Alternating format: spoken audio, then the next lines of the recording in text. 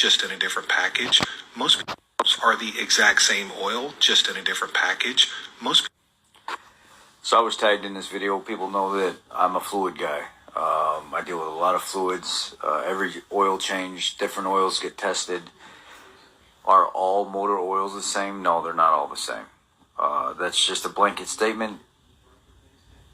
The common sense side of me that wants to break down what you're saying says, yes, most of the regular oils out there are the same. A lot of the full synthetics that we see on the shelf, they all come from the same type of stock and refinery and all that other stuff. It's just people add different additive packages to it to make it what it is. Mobil 1, one of the best marketing oils out there. People praise it like it's like the best thing ever, like it's better than AMS oil. And it's just regular bunk-ass mid-grade oil. Nothing special about it. So there's a lot of truth to what you said when you said a lot of the oils are basically the same shit. What you're paying for is you're paying for different additive packages. Some of it is marketing. You did say that a lot of older people are brand loyal. That's absolutely 100% true. A lot of it's bullshit. As long as you keep your oil changed, every 3,000 to 5,000 miles, there's not a name brand oil out there on the market, especially Supertech being such a great oil. It's a good oil. You pay a good price for it, but now all of a sudden, people are talking about saving money and fuel prices and everything else in the economy. Now you can't even get Supertech oil at a reasonable price anymore. You're paying the same price for that as you are everything else. The only time you really start to get into an oil that's that much different than other oils is when you start buying stuff like Motul, Redline, AMS oil. These are grade 4, grade 5 stocks made from different types of fats and alcohol mixtures and things like this that are synthetically made. Tighter tolerance molecules, lubricate, get in and out areas better, higher additive packages. I was absolutely blown away by Redline being so high at 5,000 miles compared to AMS oil with my lab analysis on moly and phosphorus and boron and zinc. Redline is a phenomenal product and they have an outstanding additive package, but you're paying for that ester-based full synthetic oil. A lot of what you said is true. The only thing that I would say is to stay away from the small mom and pop shop type gas stations that don't get top tier fuel, but all the top tier fuel at all the name brand fuel stations are the same. So I can't completely disagree with what you said. I know you're talking in general terms, which I agree with, but if we were to break it down, I could go much deeper into this. You said not to grease the I think you made a mistake. You said pins in there. We all know that the pins come greased from the factory, so they're actually meant to be greased. So we're going to chalk that up as that was just a mistake. You got a little excited and you said that you meant to say brake pads, but even at that, you said that it's a collection spot for dust and things to kind of build up and make things worse. I'm going to say you're wrong. Why? Because in the history of me doing this, every single day as a professional, in the independent world, the heavy-duty side, and at the dealership level, I've never had a greased brake pad come in locked up. Never, not one single time. All the brake pads that I've had come in locked up are all brakes, don't have any grease on them, and they have rusted up. Why? Because the grease is a moisture barrier, for one. Keeps moisture out of it. Number two, it helps it slide better.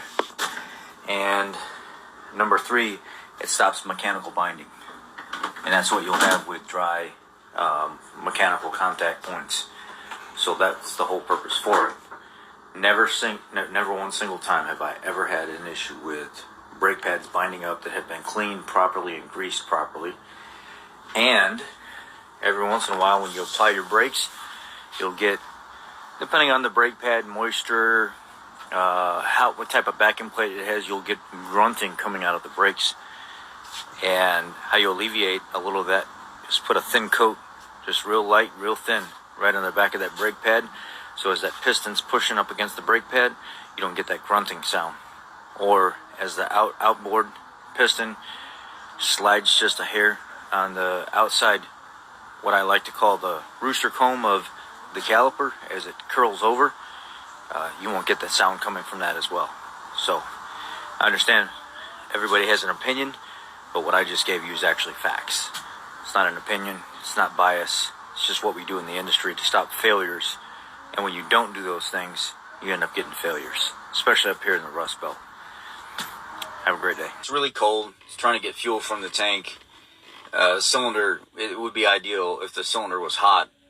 It's negative 29 degrees Fahrenheit, and you've got a super, super cold fuel being pumped into a super, super cold engine and expecting it to just fire right away. Negative 29 degree temperature, sometimes it's kind of difficult to get something started, and you're looking for some kind of ignition.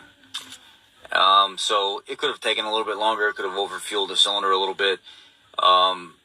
Especially in diesel engines, you see a lot of diesel guys when they cold start and they're not running block heaters and stuff, or maybe their glow plugs aren't working as good, and they'll whoop, whoop, whoop, whoop, whoop, and you'll see all this black smoke, black smoke, black smoke, black smoke. It's looking for a heat source, right? It's trying to combust, whether it be an ignition source in a gasoline engine or a pressure heat source coming from a diesel engine. That's why diesel oils have higher calcium content, and diesel oils typically have a better carbon-hydrogen relationship with how the oil is made, because the carbon needs to be protected. It needs to keep oxygen away from attaching to the carbon molecule.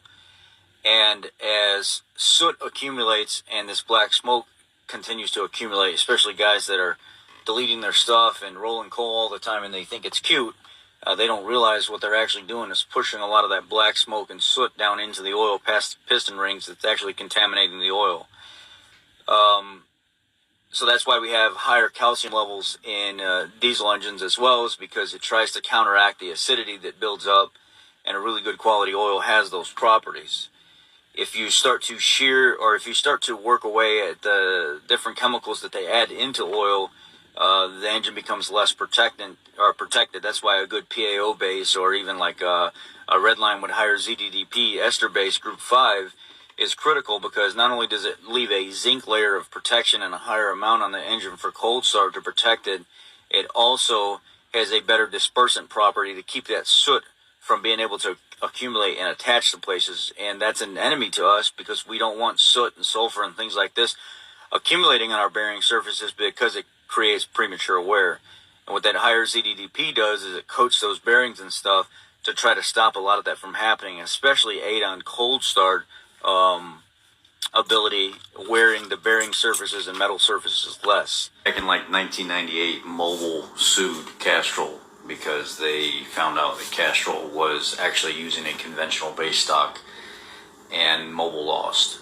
The term full synthetic became very loose, and Mobil basically stooped to their level and started doing the same thing using a grade 3 stock. Save money that way. But over time, as different oil weights and grades and stuff have come about, Mobil has added a little bit of some group 4 or group 5 into their mixture, but a very, very, very, very small percent.